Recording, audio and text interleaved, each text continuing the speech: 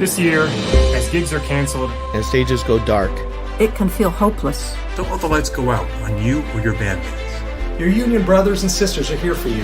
the AFM is fighting to get members help with unemployment assistance. We're working in D.C. to help protect working people. And we're standing up to get musicians back performing safely.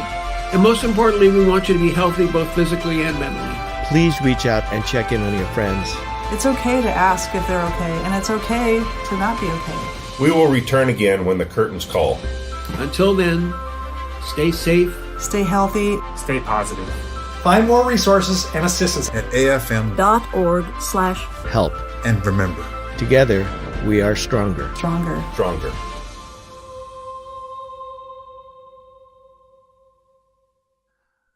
Good afternoon, good evening, good morning. Hey, how's everybody doing today? And welcome to another episode of Conical Supremacy. We're really glad that all of you have decided to join us today. We got a really great show in front, and I'm kind of stoked because our guest today I've known for over 36 years, and man, it's just going to be a really, really cool thing. I don't think anybody out there really knows our guest and what he's done yet, but let's hang on to that for just a second. And I want to take a second to introduce my co-host and the guy who thought this damn thing up that we do every week, Mr. Doug Tornquist. Doug, how are you, buddy? How about you? Oh, I'm trying to hang in there this week. You know, it's post-Christmas stuff. Yeah, it is. But wow, a new year, 2021. Thank goodness, man. Let's just move on. You know, as far as that's concerned. What were you up to this week? Anything fun? No. I mean, it was fun, cleaning up. Kind of, I do what I do for New Year's, which is, stay in and watch the fireworks from my window. And it was. Well, you told me that you watched one of your favorite movies on New Year's Eve. Oh, I did. Holiday with Cary Grant. It's my new favorite movie, and I have to say it is probably the best New Year's Eve movie that I know. I used to watch the Polly Adler story on home, because that scene with all the girls sitting around on New Year's Day, and then I did like George Cukor's last film called Rich and Famous, because the final scene of that takes place between Jackie Bissett and Candy Bergen in a Connecticut farmhouse on New Year's Eve. Mm-hmm. But I do think Holiday, 1938, Katharine Hepburn, Cary Grant is probably the best.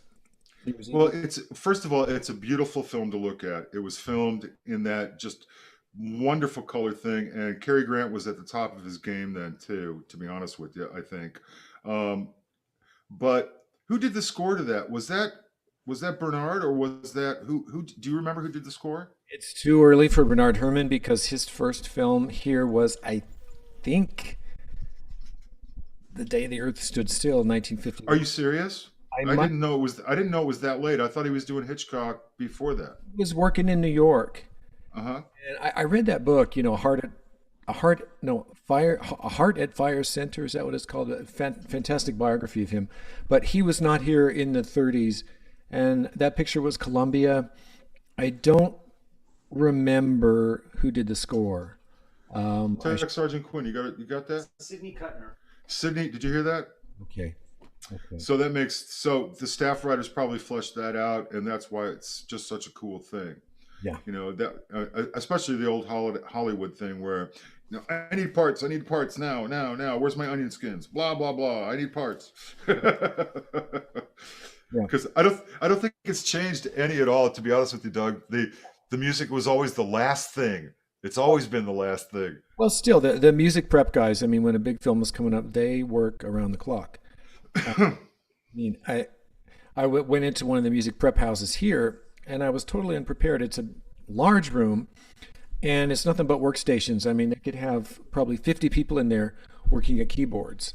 And they work around the clock when they have these big films. They get the scores at the last minute, and then they work all night to get the parts on the stand by the next morning. So yeah, I think that's one part of the business that that people really don't take into consideration. Is that whole And actually, we were talking a little bit about a future guest of ours, Yes. hopefully, who is in that zone all the time, and you don't really understand as a layperson what it really takes to get the music on the stands for the guys to play when they're under a time limit as well. Because, like I said, the music is always the last thing, and the studio and the director want the music yesterday, Right. as far as that's concerned. So, and you've been under that gun, I'm sure, many times where it's like, come on, we got to get this done today. That's just the way it is. Yeah. And I want to do it again. Sorry, we don't have time. Yeah. And it's one of those thankless jobs where you never get praise for doing a good job, and you only hear from people if there's a mistake. Which is unfortunate, because I think they're one of the backbones of the industry as far as that's concerned. Absolutely. Absolutely. I mean, for most of us, what are we going to play if there's nothing on the stand? I mean, for a guy like me, that's not as big of a deal. But if you've got 50, 60 people sitting in a soundstage waiting to go, that's just money ticking off the clock. It's expensive. Yeah. Yeah. So, I mean, kudos to all those people. I really, who was it? Wells used to be like the guy. Oh, I remember him. Yeah. Dave Wells. Yeah. Yeah. I mean, he was just, on site. All right, get it done. Let's do it. And for all of you out there who are, thinking about things to do in the music business, this is one thing that music prep and making sure everything is good. And if you've got finale skills, man, I'll tell you what, you can make some nice money these days as a music prep person, especially now that everything's digital. So sending those files out are easy. You can get them in, you can get them out, and people who are really adept at these programs could be making a serious nice chunk of change right now, considering what's going on with this whole COVID thing. I mean, how do I get parts to you? I mean, are my parts good enough? Or, this type of thing, what program is it coming from? All that kind of stuff. It's just, a friend of mine today is going to send me, he just did an arrangement, and he's going, of this Albione thing that he did a really nice job with for tuba and harpsichord. Oh, sweet. So, which I'm always down for because I love harpsichord. But what files are you using? How do you want me to format this? Blah, blah, blah, blah, blah, blah, blah, all this other kind of stuff. And you think about it for a second and you go, wow, man, this is really relevant. This is really stuff that we all should know. Because I'm going to find it in my Dropbox. Are you going to send me PDFs? Are you going to what's your preferred way? You know what I'm saying? So, I mean, you've done some at-home recording on a couple of things. How do they usually send you the parts? You know what? It's these places are so slick. They send me a Dropbox file of completed parts. So they take all the steps up to a regular recording session short of printing out the parts. And so the parts are all prepared and copied beautifully. There are never any mistakes. And then they just send me the parts in a Dropbox file, and I download the parts. And I could either play from my iPad, although I still prefer paper, so I usually print them out. I agree with you. I mean, there's just something beautiful about 11 by 17. I'm sorry. There is. It's just cool. I mean, maybe that's because I'm a Luddite and I can mark it up and shit like that, but it's still such a great thing. Anything else going on this week? Semester's coming up? Semester's coming up in a week from Monday, so I've got some prep to do. Yeah, people are going back to work next week. I've got a gig on Tuesday, so I'm excited about that. I don't blame you. Yep, and it's been a long break. Last thing I need is another day off, so I'm looking forward to getting back to work. And January is my favorite month, because everything's over, and and we all can get back to work. So I wanted you to plug one thing for me, if you don't mind. USC, the studio's got a little Zoom thing coming up, and do you mind plugging that at all? No, we've got as part of the Voices program through USC, we sought out different voices to speak to our students, and we had Velvet Brown, we had Richard A. White, and we've asked Marcus Rojas to speak to the students, and Marcus is a phenomenal player. He works mainly in New York, and I met him about 10 years ago when he was out here. Just a fantastic creator. He's done some incredible projects. I know he's very respected as a freelance player in the symphonic world, also in the commercial world, as I understand too. I haven't really kept up with him, but and that'll be next Monday at 4 p.m. If anyone wants the link for that, they could, find me. I'm not hard to find on the USC website or through this website, and I could supply them with the link. That's great. So anybody out there who's interested in listening to Marcus talk, I highly recommend that. Great player, great guy, really has embraced the freelance world as far as getting work and stuff like that. And if any of you out there have interest or want, we'll make sure that link is up in the comments section of today's broadcast. Should we go ahead and do this? Because I don't think people are really going to get it until it's on. We need to allow our guest a lot of time because he's got a lot to say. He sure does. Like I said, I've known this guy for 36 years or more. And Doug, how long have you known Bob? Well, I've known of him forever. Our paths didn't really cross. I don't know, maybe I saw him at work a few times, but right. In the past few years have I gotten to know him. Well, Bob and I would see Bob pretty much a couple times a week when I'm walking over to the east side of the park and everything. And I just can't say enough about this guy. I mean, the stories, the longevity. So we're going to play a little bump to bring him in right now. Go ahead, Q.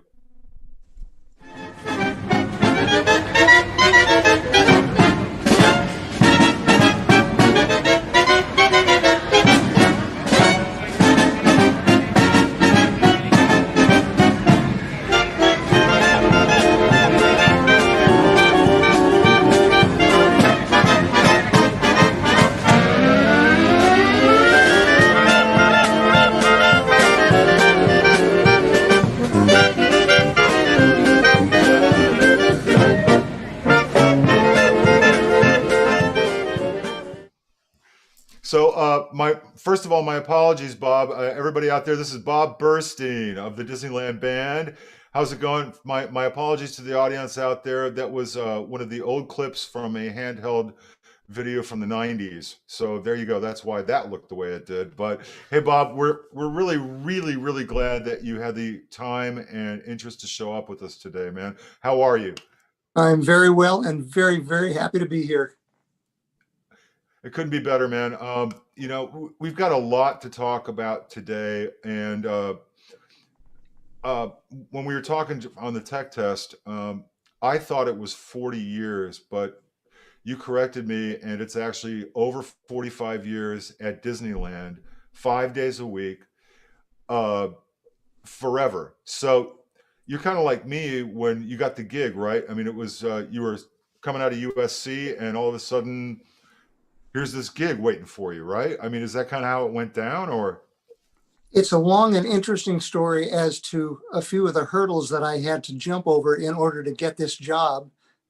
Maybe some of these things are good stories for another time when we have a little more time. But yes, I was in my junior year at USC when the opportunity of a lifetime came along. And the hardest part was not only deciding whether or not to take this job, but to try to present this to my teachers at college, and even worse, my parents, to try to explain to them a 20-year-old in college. It was like telling them that I was going to run away and join the circus. And in other words, my folks are saying, what does a 20-year-old know about life to be making a decision like this? You're on scholarship at school and seem to be on the right track in so many ways. Why are you doing this? And sometimes you just have to demonstrate, give them a little time to get used to the things that they don't yet know enough about. And I was very happy to just let things take care of themselves that way. Well, I'll tell you. I'll tell you what, man. From the histrionics that I learned from all the old cats there and everything else like that, when you got that gig, you couldn't have come in at a better time. The band was just amazing. The players that you had in there, I mean, most of the old guard was still there, and and those guys just, I mean, it must have been just thrilling for you as a young 20 something. It absolutely was. And even though I was only 20 years old, this was important to me. I was really trying to tune in very closely, intuitively, and try to imagine the value of an opportunity. In 1971, when I began subbing at the park, there were really only 4 what I consider to be full-time jobs in LA. The longest standing, which now is over 100 years, is the LA Philharmonic, of course. There can only be one player in the LA Phil, and I was never destined to be that player with that self-discipline and so forth. Another job was the Lawrence Welk Show. It was on for 20 years, and Buddy Hayes was one of many who played both the tuba and the string bass, and I did get a chance to meet him. I had to get out of bed one night at 11 o'clock and throw some clothes on and go to the Disneyland Hotel, but I was always extremely interested in trying to meet people who could perhaps be among my mentors and teachers and give me advice. And I was SpongeBob when it came to wanting to learn and soak things up. One of the other jobs that was sort of a revolving door, but nevertheless for a while was a steady job of sorts, was the Tonight Show band. And other than getting jobs in the military, the Disneyland Band had already been going on for 16 years, and fast forward, was destined to go and complete to the day 60 years before it was replaced, oddly enough, by a generally younger group of fine musicians and good entertainers. They decided to keep the name Disneyland Band, which became confusing for a lot of people, but our particular band, which I think most people know, also had within it some small groups that entertained for short periods in the afternoon. Instead of being shown the door and given us a pink slip, we were invited to remain in those small groups for the full day.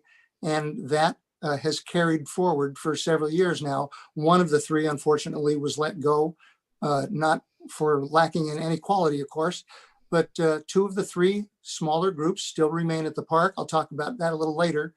But you're absolutely right when you say I was there at the right time.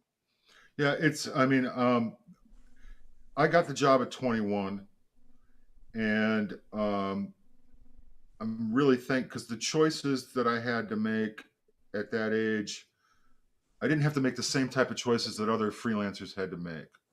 And I really think that that's probably one thing that you and I have incredibly in common is that, well, I can do the gig if I want to, because here I am, I'm playing every day, I'm playing 5 days a week, I'm making money, I got benefits, and blah, blah, blah, blah, blah. So you can pick and choose a little bit better. And that choice, did you find that to be a little bit freeing, or did you find that to be a little constraining as far as your career is concerned? Or, that type of a question, I guess. Well, accepting this job was, of course, not without sacrifice and not without compromise in some areas, of course, and I'm the first to admit it. However, where school was concerned, I pretty much reasoned that if things didn't work out, I could always return to school, complete my degree. And frankly, I have a whole pile of organized notes, but as I've done on occasions when I've appeared, I tend to just throw them all away and start making things up. Where all of that is concerned, again, I've talked about the value of an opportunity. And also sometimes if good timing and good luck are among the things that help you prepare to become a professional musician, you have to take advantage of all those things. And one of the things that was so right for me is that I grew up in Southern California, where there are so many opportunities, so much music being performed and so forth. It was ideal. I had, from the get-go, I had good teachers, parental support, experienced mentors, lots of performance opportunities, and a lot of chances to go and hear and see a wide variety of live musical performances. Yeah. I actually, I can say in earnest that I learned more in my first 10 years working at the park with all the old cats and everything than I possibly ever could have learned in college. Um, what to do, how to do gigs, what tunes to learn, what to, all this type of stuff, how to be on stage, what the hell are you doing, blah, blah, blah, all this other kind of stuff, how to sell it, how to do this, how to make it cool. And especially, I got to hang out with Jack McVeigh and Herb Gordy. And I mean, Jack McVeigh basically invented, rock and roll. He was there every day. I got to talk to him about stuff every day. And I mean, invaluable, just invaluable. I mean, you got to play with Warren Gale for how many decades? I mean, that's just a beautiful thing. I mean, one of my favorite trumpet players of all time. Just Warren is just unbelievable. Doug, you got to sub for Bob every now and then, back in, what was it, the late 80s, early 90s? Yeah. Yeah. Well, what I was going to say, and John, just amplifying what you were saying, is, it's it's not this way now, but when I was in college, well, even before, I mean, Disneyland was where you got your first job, if you were lucky, I mean, every year they'd have this Christmas parade and they would hire like 5 or 6 bands. And those of us who were fortunate enough to get chosen for that were just so pleased to be there. And then all the music students in Southern California, all the brass players in particular, and some of the woodwinds, would be hanging out, in the staging area for the parade. We'd all be practicing and hanging out. And that's where so many friendships, networking opportunities came from. And I think Disney was my first job there was, I started working there in '83. Yeah. And I might add, while it's on my mind, that except for the 5 branches of the armed forces, the Walt Disney Company historically has hired more musicians than any other company in the country over the years. Yeah. Disneyland was the place where the best musicians in the world came. The Carnation Stage, every huge name in the big bands. Oh, you name it, man. And I mean, some of the greatest players in the world came through Disneyland. I mean, people who hold positions in major symphony orchestras. Well, not only that, but also to remind you that in the first summer, 1955, our legendary teacher and friend Tommy Johnson worked the better part of that summer. Roger Bobo subbed there on a few occasions, so that was quite an upgrade to the band for the days that they were there. But the bar was always set very high in general for the quality of musicianship, and that's what I miss. The thing that I single most miss since leaving is the quality of musicianship that I was fortunate to collaborate with every day. Yeah, I can't begin to tell you how much that means to me. I mean, when we have guys come in to sub, they know their stuff. It's not like you got to drag them through it. Or I remember subbing for you, and either Stan or Art would get in my face and go, "Well, that's not how Bob does it." I go, "Okay, I'll do how Bob does it. Okay, fine."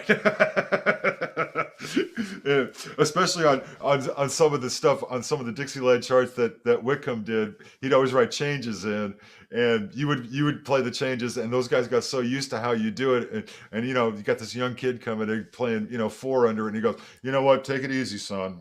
Just be cool."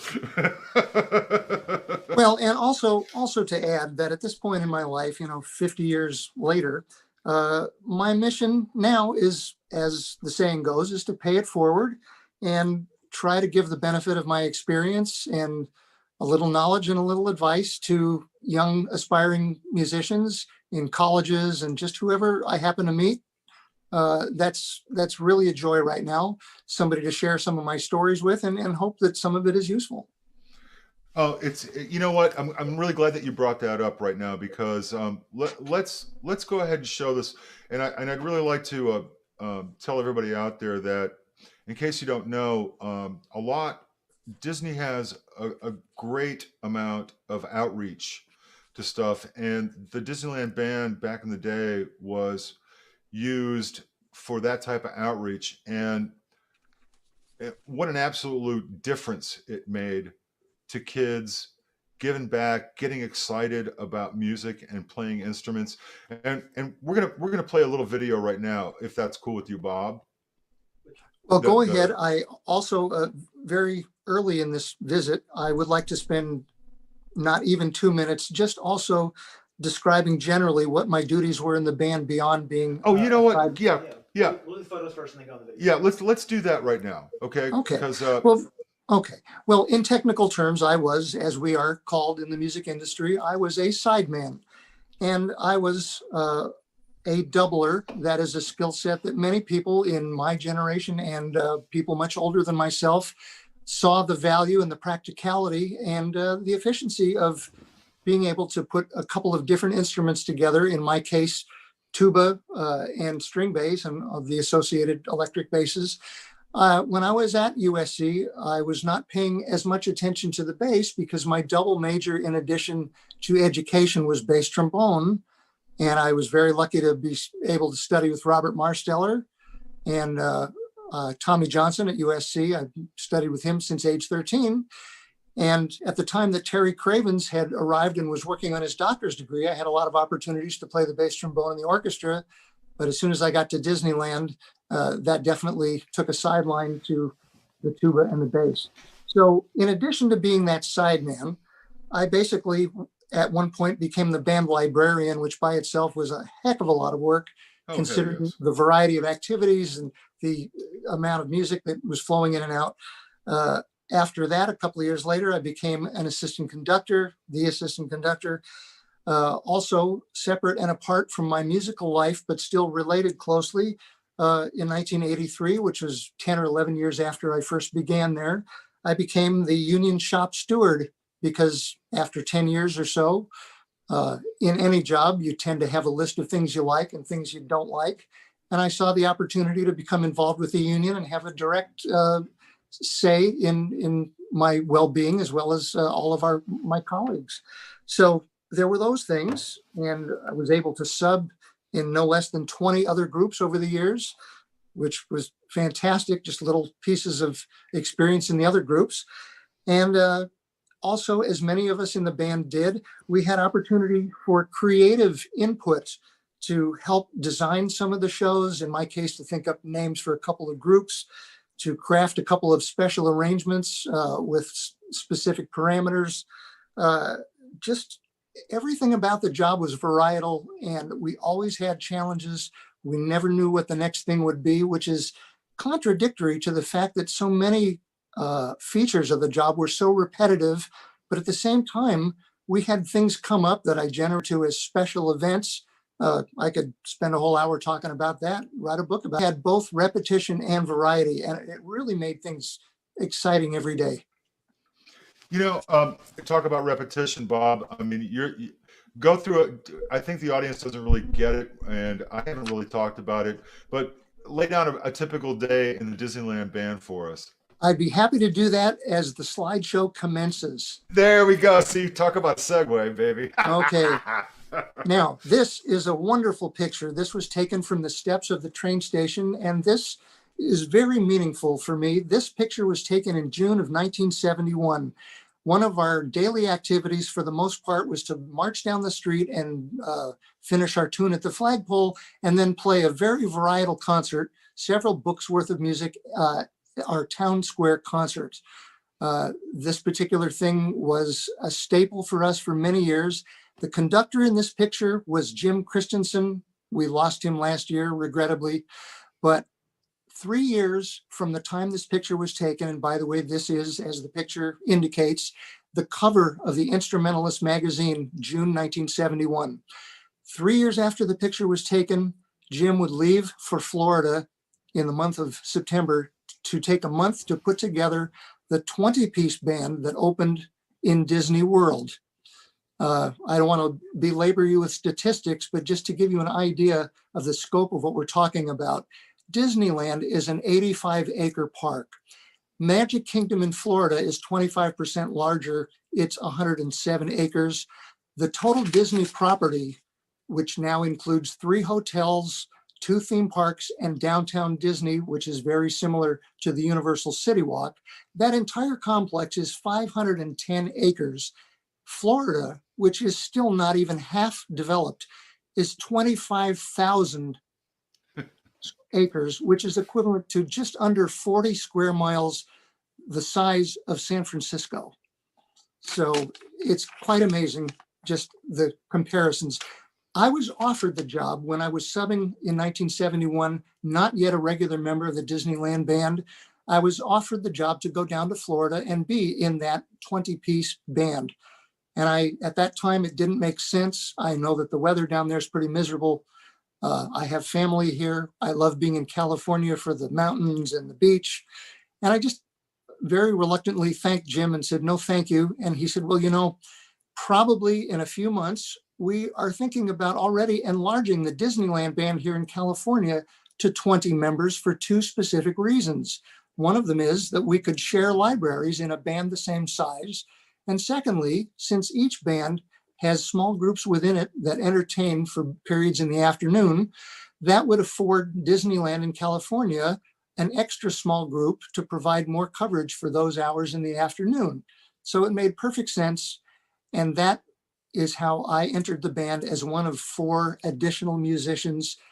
Over the years, that number of 20 was cut back once again to 16, but for a while, we functioned even better with 20. Yeah. 16 was always adequate, but those are the circumstances under which I got in. That's correct. So go ahead, Quinn, with the next slide. This is, I'll spend 10 seconds on this. During the summer, same thing, Town Square concerts. By this time in 2006, we had added microphones, we had scripted concerts, a major development in entertainment. So things became a little bit more presentation oriented, but still it's a Town Square concert. Okay, Quinn, next one. We did a marching. We were a marching band. We marched up and down the street, all kinds of different things. Quite often, we would be followed by some of the Walt Disney characters, either marching along with us or riding in one of the old vehicles, or perhaps riding, well, I said vehicles, the old fire engine, double-decker bus. We had a lot of interaction with the characters, and that's just practically everything we did had some measure of characters in it. Okay, on to the next one. After a while, management said, well, you know what? Town Square is pretty much the first thing that all the guests see when they come to Disneyland. And of course, when you're riding in a taxi, you are a fare. When you go into a store, you are a customer. All the people who come to visit Disneyland are guests of ours. And of course, one of the most important things to Walt Disney was always, no matter what job you had, your second job automatically was to be an ambassador to the guests, to make them feel special, to cater to whatever needs they had that were within your abilities to provide. So they moved us right out in front. You can see what we refer to as Floral Mickey, the flower arrangement of the giant Mickey Mouse and the train station. So at some point in time, our first set of the day became the Floral Mickey set rather than Town Square. This was immediate. Sometimes we would even begin our day as the guests were waiting to enter. We had a captive audience because they were behind the turnstiles. So this was, as you can see, another opportunity to do routines with characters. And it was wonderful. It was great. So, next so slide, Bob, was that Bob, was that medley 1 or medley 2? All of the above. Next slide, please. Next one, Quinn. Next slide, please. In following Town Square or Floral Mickey, we would march to the Sleeping Beauty Castle, play a few tunes in our semicircular formation, and then go across the drawbridge into Fantasyland. And we would, just as you see, we climb on the King Arthur carousel, and we would play a couple of tunes. After several years, they mechanically installed a special Disneyland Band button, which only in that instance would allow the carousel to go for a prescribed amount of time to give us the chance to play our 2 favorite tunes, one of which was the William Tell Overture and so forth. We had a good time, and in the hierarchy of Disney management, people clear up to the very top. For them, this was their favorite activity for the band for a long time. Next, the Mark Twain. We'd march through Frontierland as we marched through practically every land in the course of every day.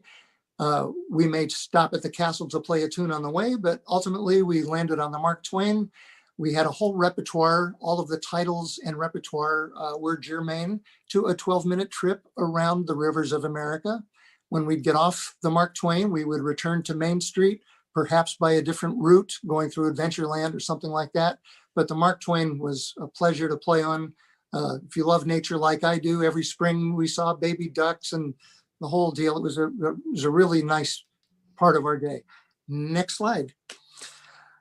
All right. After lunch, we normally had a concert at Plaza Gardens. In the early days, it was a very varietal concert, often featuring soloists from within the band, which included yours truly.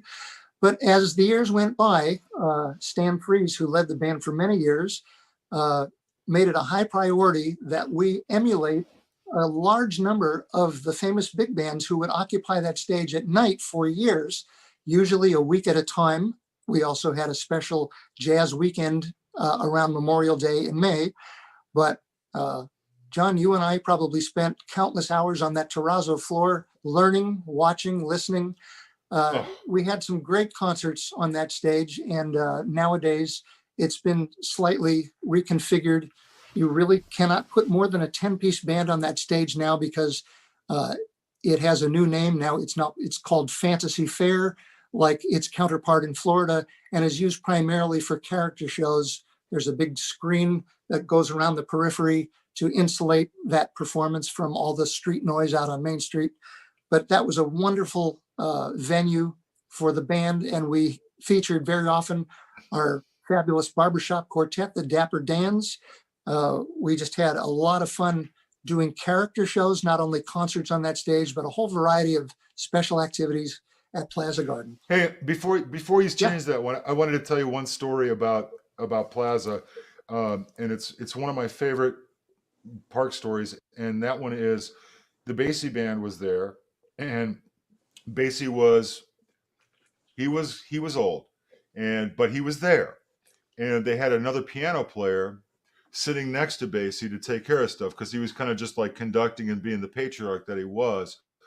And we would always sit over because we were on lunch or something coming back, and we would go check out the band, and I'd be in costume. So I was trying to be all cool and stuff. But every time that I would always go to every single one. But he was sitting there not playing, and the guy who was kind of playing piano for him was sitting there, and I'll never forget this in my entire life. They're playing like 1 o'clock jump. They're just playing like some signature tune, and I can't remember what it was.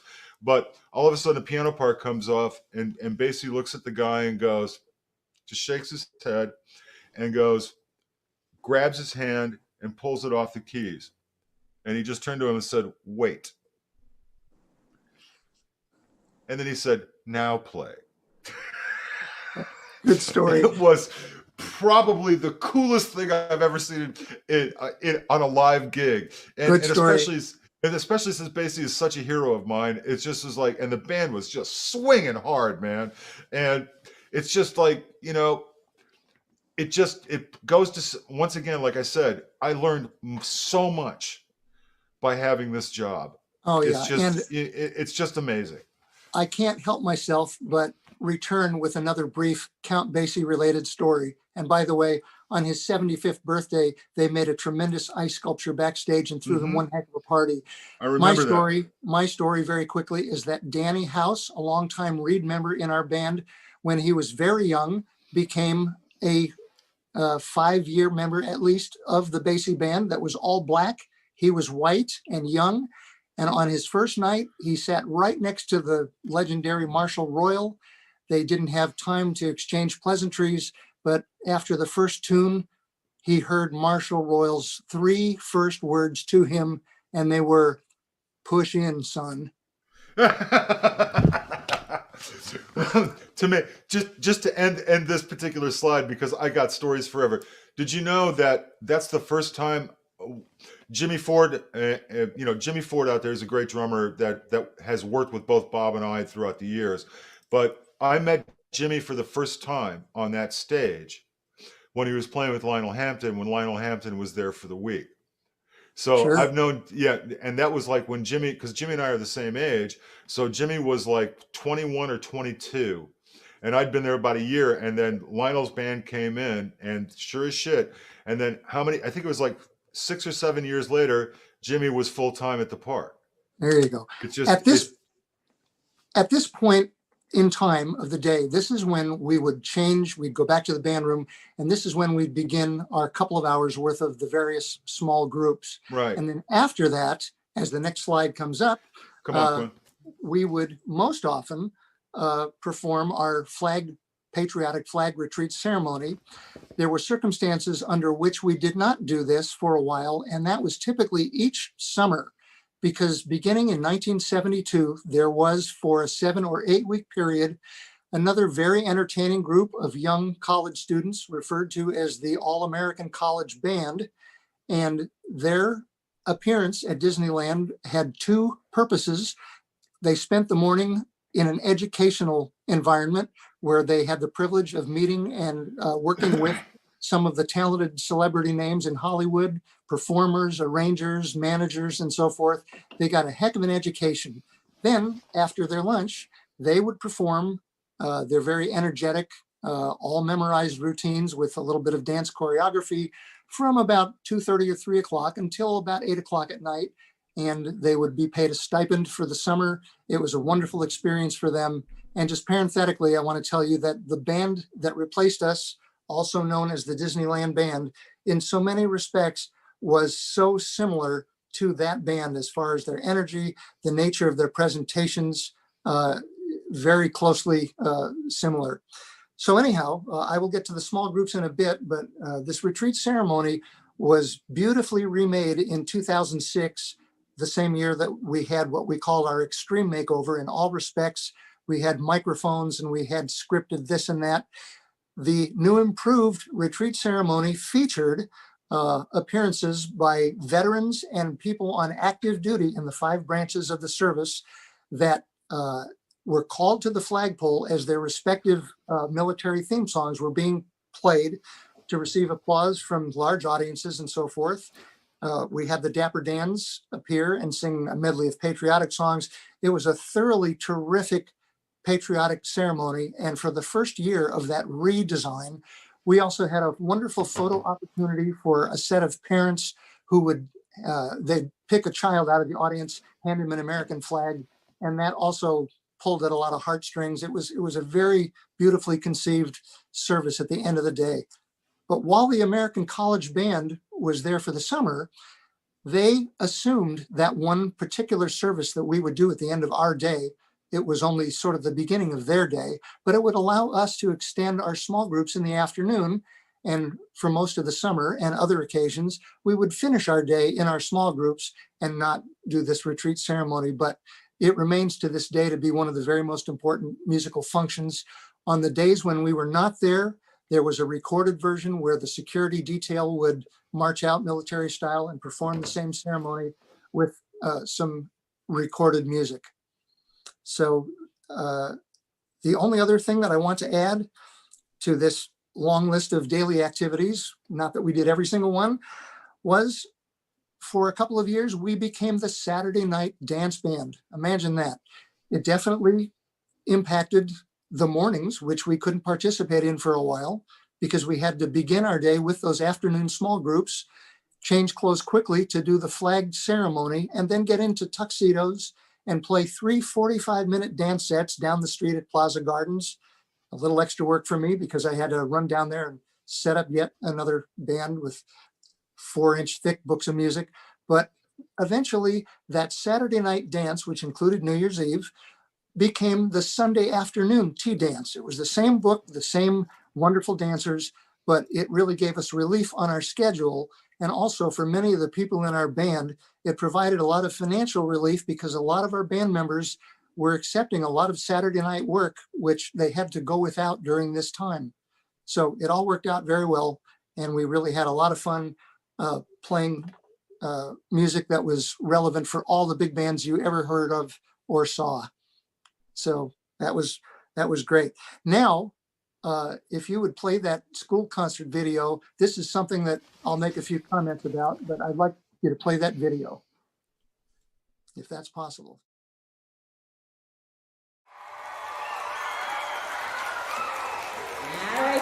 girls, the Disneyland Resort and the Philharmonic Society of Orange County are pleased to present from the happiest place on earth, the world-famous Disneyland Band! And it's wonderful to be here with the Disneyland Band, really partnering with the Philharmonic Society of Orange County to bring music and to bring a theater experience to second graders throughout the Southland. It really exposes them to the culture of being in a theater environment, teaches them etiquette for theater, and really just, it's a fun way to get involved with the music throughout history. Well, we're so excited about being involved with this program because really it's the first exposure these kids get to see of a live band. The fact that we get to really inspire them and excite them about music really brings a lot of joy to our hearts. It's fantastic when you look out at the audience and you see the children just bouncing up and down in their seats because they're so excited. And it's even more wonderful when the Fab Five, Mickey, Donald, Goofy, Minnie, and Pluto come out and just infuse it with this huge Disneyland Resort energy as well. It's just infectious. My name is Beth Ruger, and I'm a volunteer with the Philharmonic Society. There is nothing like seeing these children get so excited. And they also learn about music. Adults that now bring their children to the concerts remember when they came to the concert as a second grader. Well, I hope at the end of the program that they certainly will consider picking up an instrument and playing. I think there's just so much joy in being a musician, and even regardless if they don't become a musician, just that they have a new appreciation for the arts. Just awesome, Bob. It's a great video, and I want to give you a couple of quick statistics. We played in the 30 plus years, and this one activity was inherited, as well as our flag retreat ceremony, by the new Disneyland Band. And those things continued very regrettably for reasons we're still trying to figure out. That program was discontinued a couple of years ago, even for the new band. But the fact remains that we played over 36 years or so to way over 1 million second graders. As they came, they got a program like this one, Mickey Mouse on the cover, pictures of the instruments inside, and also a very special coupon attached to the program that would allow them a free admission when they brought a paying adult. This whole idea, the concert and everything attached to it, was the brainchild of our longtime conductor, Stan Freeze. And over the years, not only did we educate all of these kids, but even after expenses, and this was an expensive venture, my rough math indicates or approximates that we made way over $100 million for the company, because all the revenues derived from those kids bringing paying adults who would come to Disneyland, pay for parking, souvenirs, food, you name it, the whole array of expenses. It was a totally worthwhile venture. It was great. And Quinn, if you would now put up this final slide, we received in 2011. Just a second, he's just about there. There we go. Okay. We received this certificate of appreciation in 2011. And we were able to get individual copies for all the individual musicians in the band, thanking us for our years of service and the contribution that we made to education in Orange County. We're all very proud of that. So that ends. Awesome. That ends the segment of our daily activities.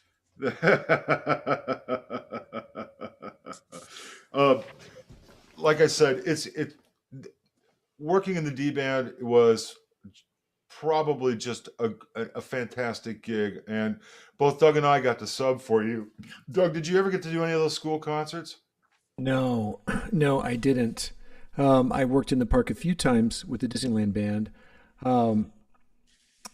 Sometime I think Bob called me once or twice, and then after Kurt got the job as band director, because Kurt actually hired me for my first job ever. I'm so delighted he's band director now, but he would remember me and ask me to play. But that was make believe brass on that one. I was Disneyland Band because Make Believe Brass ended, yikes, early mid 90s.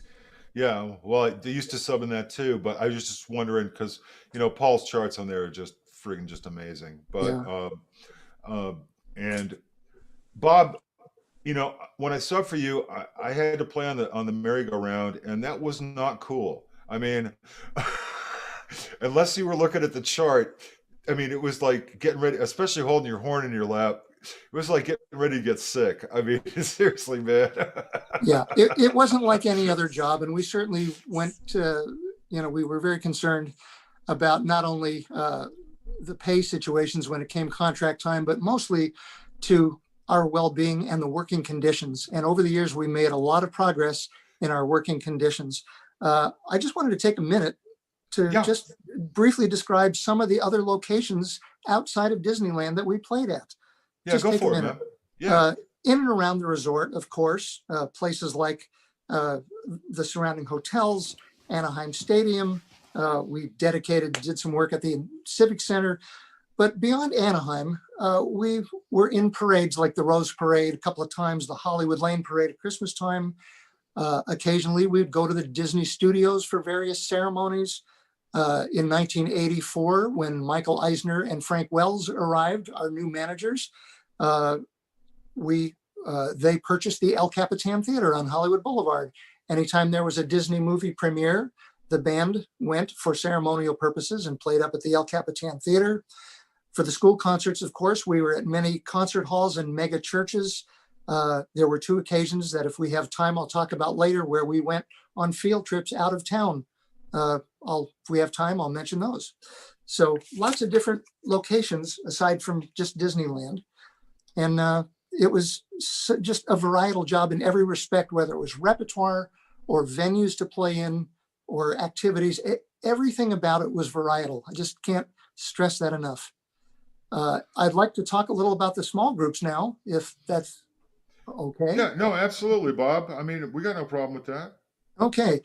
Well, while Quinn is getting up the first slide, I'll just briefly say that early on in the history of the Disneyland Band, it was recognized by one of the original tuba players, Don Heaston, that there was definitely some individual talent, especially in the Dixieland realm. And he approached the grumbling old colonel of a band director, who happened to be Tommy Walker's father, V.C. Walker. And he said, it's a shame that we can't feature some of these Dixieland people, except for maybe one number a week on a concert. We have 16 people in the band, and this Dixie group from within the band is 6 people. It's a shame we can't create a small group just for them and have them play, various places in the park. And V.C. Walker was not opposed to that idea. He said, but what if we do this? What will we do with the other 10 people? And Don said, well, I've given this a lot of thought. And he said, I believe, as the first slide, we're at the end now. If we can go back to the other, I'm sorry. No, we're good. Freeze right there. We'll take 4 of the musicians, the reed players, and create this Keystone Cops saxophone quartet. They're perfectly themed on Main Street. So that took 4 of them. And Quinn, I apologize, if you could back up. If you could back up the other way, there you go. How about we take the other people and form a town band? This is the most recent iteration of the town band, known as the Main Street Merchants Association. The premise was that all the proprietors on Main Street would come out of their shops, and one would be a banker or a butcher or the blacksmith or just whatever it happened to be. And the suggestion was that they were all musicians in their spare time. And wouldn't it be great to get these guys together and play in their neighborhood and make a lot of music for a lot of their clients and customers? In the old days, when I first got there, a town band slightly smaller than this actually was dressed in those individual type uniforms. One dressed as a baker, another one as a policeman, and they all had their specific outfits. This also is a very nice homogeneous looking group, the Main Street Merchants. Okay, Quinn, go ahead, pass by the sax group. This is a group called the Hook and Ladder Company. As you can see, they made a home at the firehouse. It was very easy for them to roll the drum kit and the piano back into the fire station. Walt Disney, by the way, had an apartment above the fire station for years, and it was large enough to accommodate his grandkids.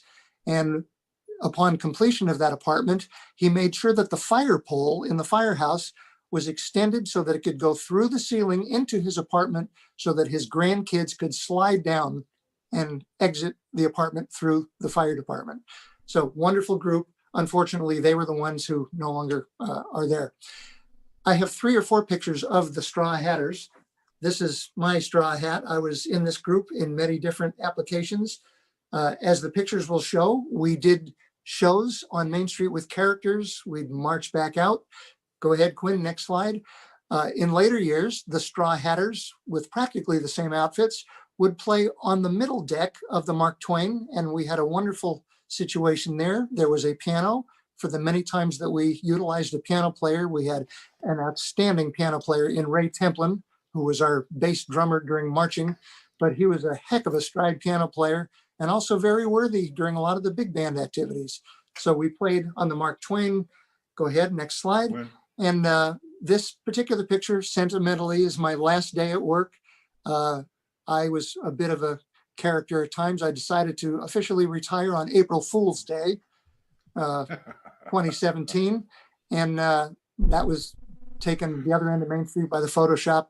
Wonderful being in that group, just great. Next picture, please.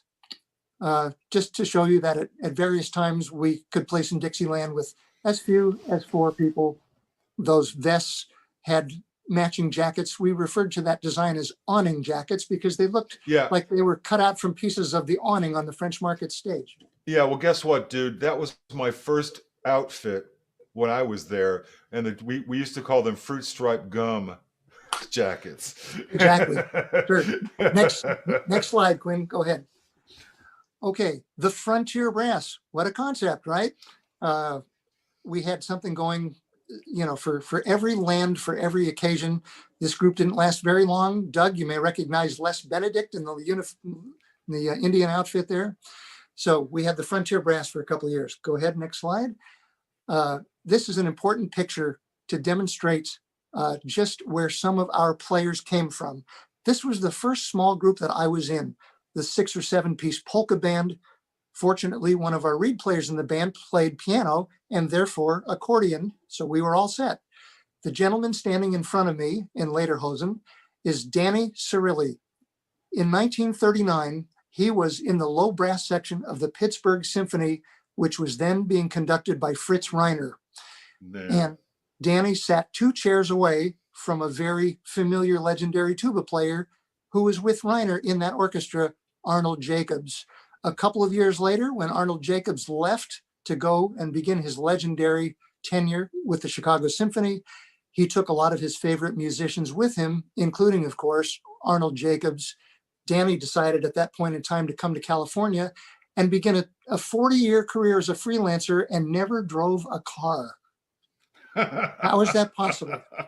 A great guy and a fabulous player, had a big sound like Joe Alessi, and he was absolutely a first-rate trombone and euphonium player. He was incredible. Next slide, please. Occasionally, we would have to specialize the design of our groups. In 1995, when the Indiana Jones attraction opened in Adventureland, there are 2 different groups who occupied alternately during the afternoon, both groups from our band. This is a group aptly named because the Raiders of the Lost Ark movie, of course, was where Indiana Jones came from. This group was called the Lost Archaeologists. How clever. When they went on a break, it was my responsibility to develop the remainder of the band. We decided to make the band a 10-piece group. I think Art Dragon was also in on the development of this. I aptly named our group the First Swing Division. It was a military-looking band of 10 that we quickly got dressed in all beige attire, military attire, with black ties, black shoes, and a black belt. Looked pretty military. We put together a 10-piece book that accommodated all of the kind of music that was played during the Indiana Jones movie. And the 2 groups would trade off, just to say that we took just about any place and made it into a stage. Next slide. This was a group in the days when New Orleans was getting special attention. You recall John Belushi and Dan Aykroyd on Saturday Night Live with the Blues Brothers. This is just our best imitation of that. We called it the Brass Brothers. And we had the best time playing all this Motown stuff and R&B and everything that pertained to the look of that group. It was terrific. one of my challenges in the first iteration of this group was to create a mobile bass amp. We actually had to talk with the parade folks about using a deep cycle marine battery because we couldn't plug it in. We had to move it around. I bought a Rubbermaid cart and threw a blanket over it and sort of looked like a magician's table or something, but we were able to move to and from different locations without having to plug anything in. This iteration, which lasted much longer, saw us playing in different locations around New Orleans. We had a wonderful repertoire, even though this kind of music typically featured a guitar and a vocalist or multiple vocals. But because the arrangers within our band were so talented, they made it sound like there was hardly any difference. We just had a ball doing this. I loved it. It was a great band, Bob. Great band. Thanks. Next slide, please. This was one of our other bands. This was called the Gloryland Band. And as you can see, we are dressed just like we came from a second line participation in a New Orleans funeral. And at this time, our band was divided exactly in half. These are the white outfits. The Gloryland Band played mostly hymns and spirituals, had a wonderful repertoire. This was pretty much the brainchild of my wonderful colleague, Toby Holmes, who is a fabulous low brass and bass player. The other band was red in color and played more traditional things on the New Orleans property. They were referred to as the New Orleans Street Band. Next slide. They were dressed in these outfits. However, in this particular picture, this was the genesis of a group that we called Swing Soufflé. I was responsible for naming it because, after all, we were in the Cajun area of New Orleans. We had a small group, and we had to come up with a name, so that's the name that stuck. Swing Soufflé mostly played on the French Market stage. We added a fifth player, which was Jimmy Ford, our wonderful drummer. So we were a band of 5. We recorded a really nice CD as we went through those few years. And each one of these groups was just a pleasure. We had wonderful subs who came in and helped us out. Every one of these experiences was unique and very memorable. Next slide. This is the most colorful slide in the show. This is the Pearly Band. If you recall, the Mary Poppins movie that came out in 1964 had several segments that were animated. The Pearly Band supposedly from London. Well, the Pearly Band here, of course, live musicians emulating, of all things, the animated band from the movie. But this band is terrific, still there, if the pandemic ever gets over with. One of their activities was to participate with Mary Poppins and her companion from the movie, the character Bert. And they would also go inside of the castle and maybe climb on the carousel or play in a few locations around Fantasyland, but a wonderful group also. And that pretty much completes, and these are all, again, in addition to the many, many groups through the years that were separate and apart, these are all groups from within our band. When it got to Christmas time, this particular group, known as the Dickens Brass, was a very functional group on Main Street mostly. That was the look with the long Dickens coats. When the weather warmed up a little bit, next slide, please, we went to a slightly different look. The name changed also to become the Yuletide Brass. That's a wonderful group and terrific arrangements. Just so much to say about this group, so little time. And one of the darling other groups, next slide, please, was the Clarinet Christmas Choir,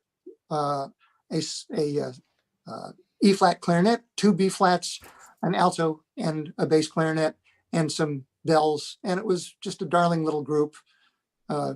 Just on and on and on. This only scratches the surface as to the number and types of groups, special wardrobes. It was fantastic. And this was just a small part of our day. It was great. So much for the small groups. What do you want to do next? I'll tell you what, since time is short, may I take the liberty of talking a little bit about some of the work that I did outside of Disneyland? No, please be our guest. I mean, I think one of the things, and Doug, when you started there, you were doing a whole bunch of different stuff, just like Bob was. I'm one of the guys who kind of sat there on the West Side and just played jazz every day because I got to. And, that's one of the reasons why I love subbing for you, Bob, was that it was a change of pace for me to actually sit down and read, or to play in some of those other groups like the Make Believe Brass or the Dickens Guys or stuff like that, because it was such a great change of pace to have to sit there and stick the charts.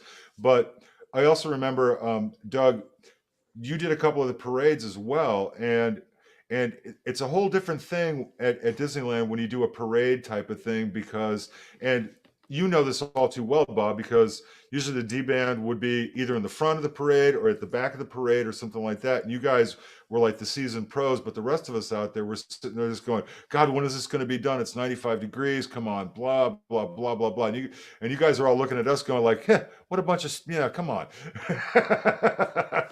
I mean, do you have any stories back then, Doug, about what? Well, I remember, okay, my first, gosh, it was Christmas of '82, and I was in the monk band, and of the Robin Hood unit. Yeah, we wore these monks' robes. Those were hot on some of those days. Then about 10 years later, I was in the Royal Band, and that was, it was a real honor to be in that group. But I remember, I was marching down Main Street wearing purple tights and gold shoes with buckles on them, and a red velvet cape and a big purple feather on my hat. And I was glad to be there because the standards of playing were always so high. I was playing with the best players in my generation. Yeah, and terrific arrangements to showcase all of that. So Doug, you showed us the picture. Show the picture. Oh, here's proof. There we go. Great. So in the couple of minutes that I just want to spend, not much time. Come on, Bob. Tell us about the other stuff too. Okay. This is my work outside of Disneyland over a period of years. First of all, I'll just tell you the two things I never did. I was never in a drum and bugle corps, and I was never on the road. I never traveled on the road with a band. Apparently, according to some people who went on the road with Buddy Rich, that's probably a blessing. But like so many people in our band and so many of the freelance musicians who are our colleagues over the years, I did my share of musicals and playing shows for headliners. Because I was a bass player, I did get a lot of this work. I had the privilege of playing at the Golden West Ballroom, one of the last surviving ballrooms, 3 nights a week for a couple of years. That was a great experience. The bass for most of it, but the tuba, bell front tuba for the waltzes and so forth, that was terrific. I spent a total in 2 different chunks playing the wonderful show, the Laguna Beach Pageant of the Masters. Again, doubling on both instruments for most years, but not all. My share of orchestra and concert band jobs. Parades, just, you get called to do parades. But the 2 things that I was the most proud of were, no particular order, the fact that I had this separate life affiliated with the union. In addition to my union duties at Disneyland, I was elected in 1989 to the board of directors, and I remained on the board for about 24 years. And during that time, really, my concerns, along with others, was to look after the well-being of the members. As I would go to concerts of the Pacific Symphony and various other groups, I always felt pride to be representing them. I'd often try to go down on stage after the performances or during intermission, say hello to some people. But it's a whole different job and a level of responsibility. I participated in specifically Disney contract negotiations every few years. And it was a pleasure to be able to say that I, along with others, including yourself at one negotiations, John, had a hand in trying to better our situation at Disneyland. In addition to the union, I also had 14 years of demonstrating instruments in the Anaheim schools. The picture that's shown was only a brief appearance helping others at the outset of this program to demonstrate brass instruments.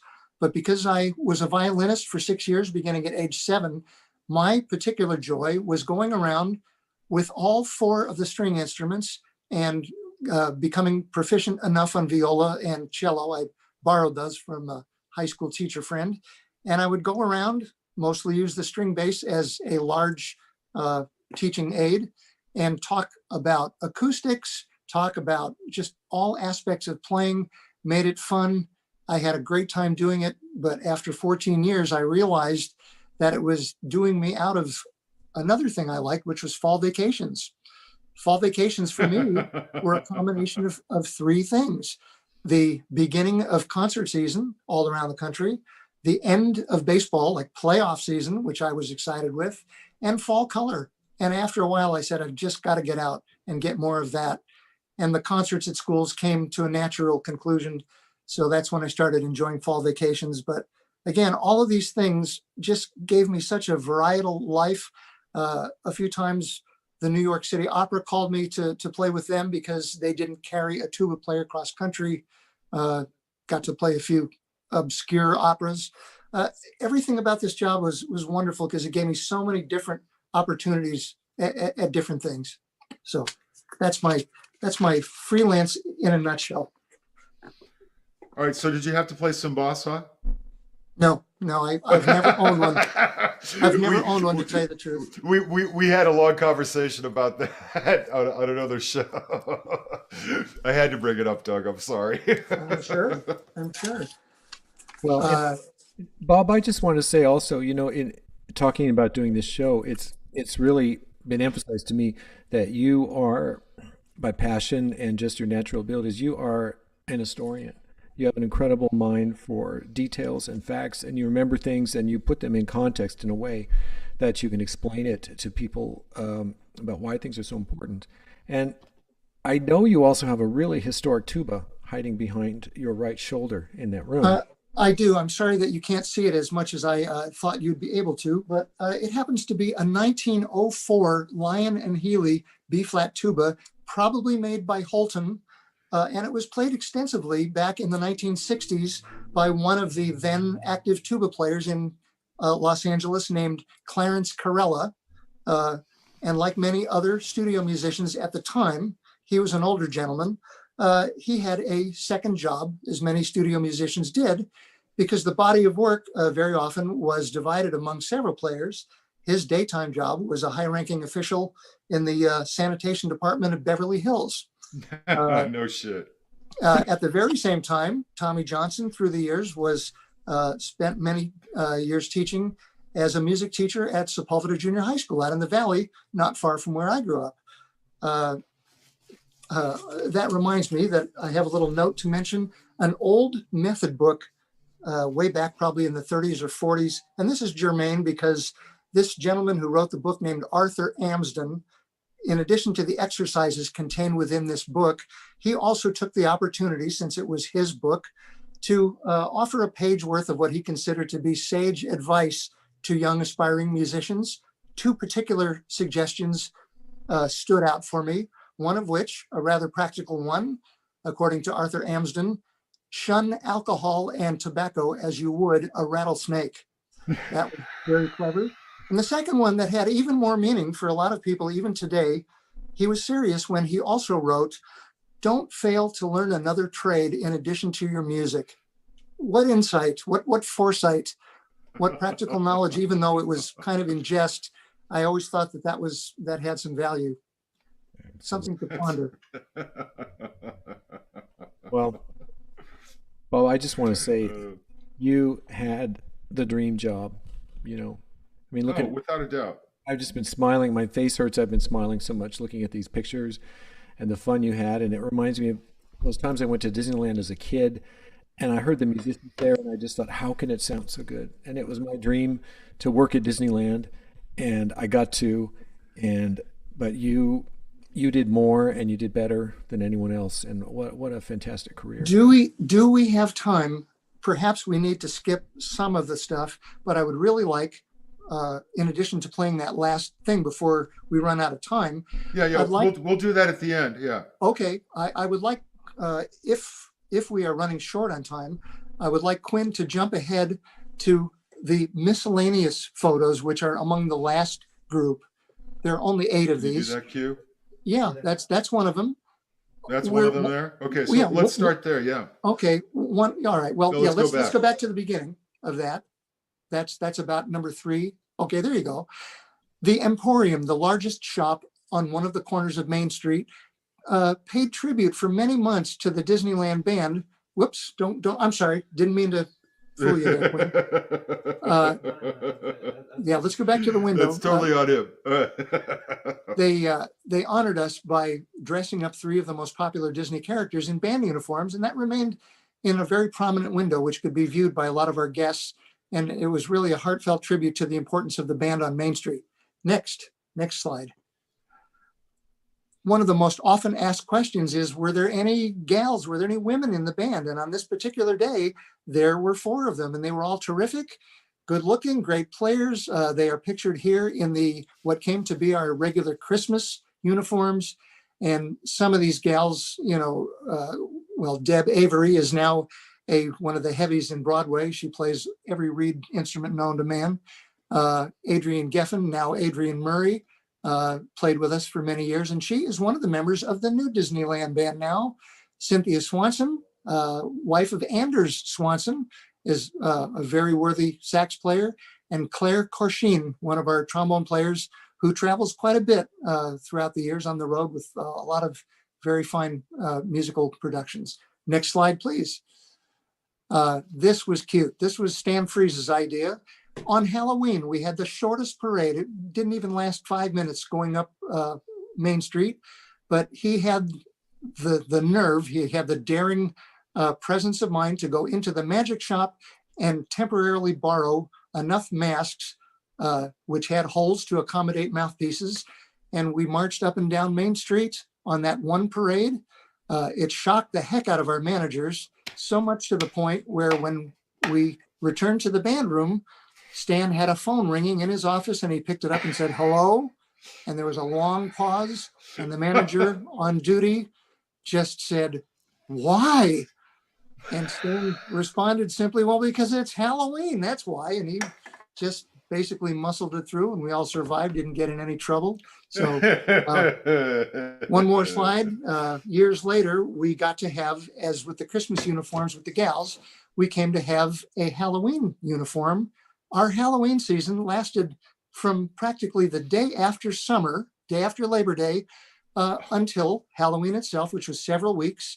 And then immediately upon the conclusion of Halloween, it became Christmas for the next 7 or 8 weeks. Absolutely. Going by the calendar, yeah, depending on where Sunday, the end of our week, finally fell. It could have been as late as January 7th, where we were still playing Santa Claus is Coming to Town. Yep.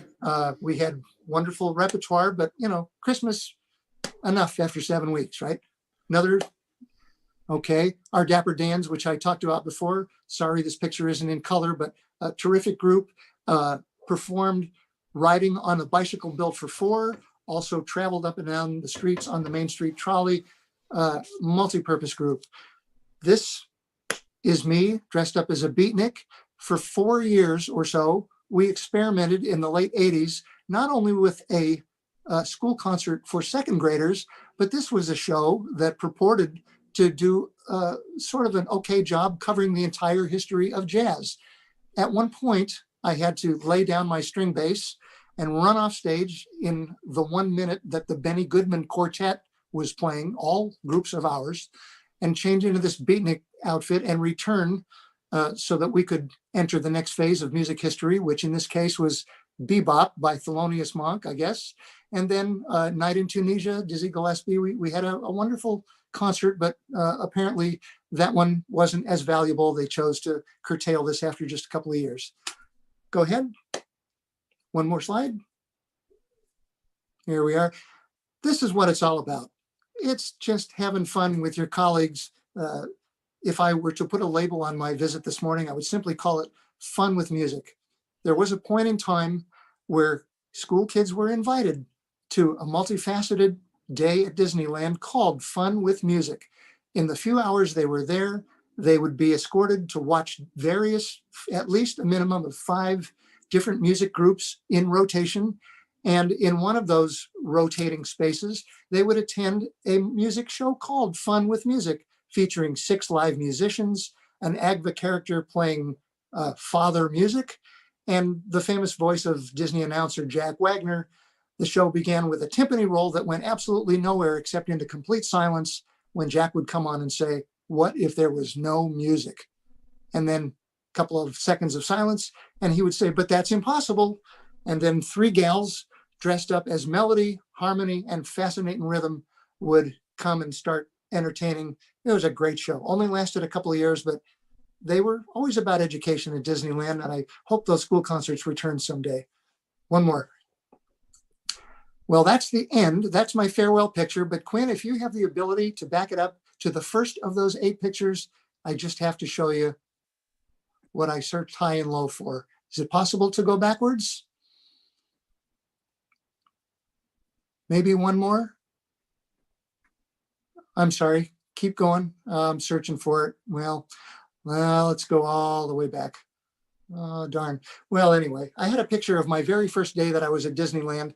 1955, I was 4 years old.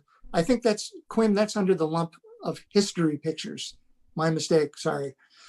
But anyway, at age 4, I came to Disneyland. Here we go. It's the one before that, I believe, right at the top.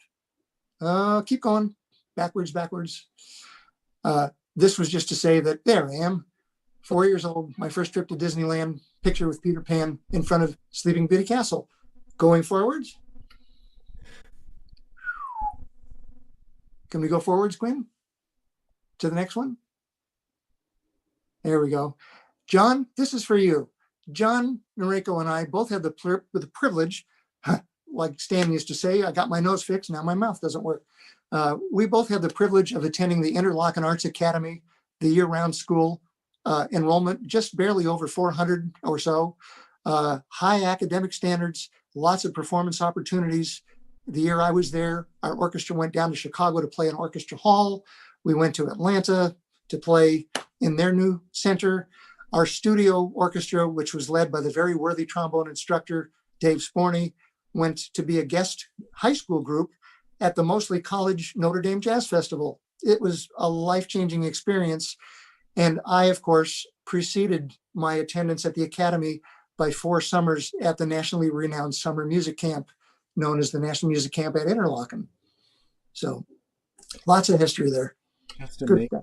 Just amazing, Bob. I mean, it's, wow, what a beautiful, beautiful career you've had. And you had the foresight to document everything to create this beautiful show.